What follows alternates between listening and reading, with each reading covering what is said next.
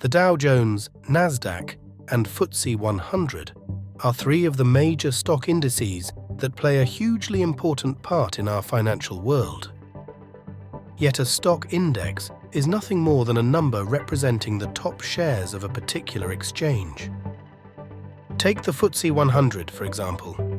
It represents the largest 100 companies traded on the London Stock Exchange. If on average the share price of these companies goes up, the FTSE 100 will rise with them. If they fall, it will drop.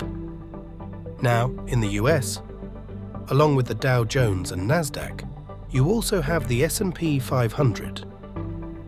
In Europe, there's the DAX and the CAC.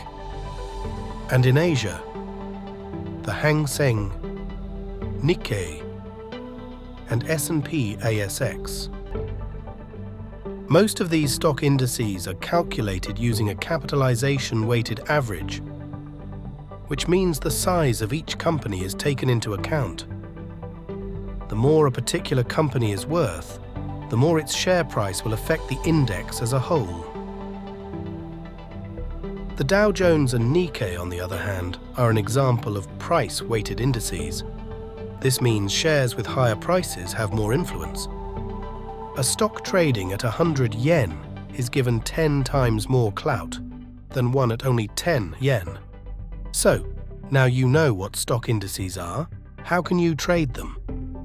Well, since indices are simply numbers, you can't buy or sell them directly.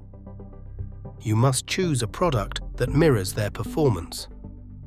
Products that track the price of the underlying index include index funds, exchange-traded funds, futures, options, and CFDs. And because indices are made up of so many stocks, the value is always shifting. Many indices are often more volatile than individual shares. This provides traders with multiple opportunities, but also increased risk.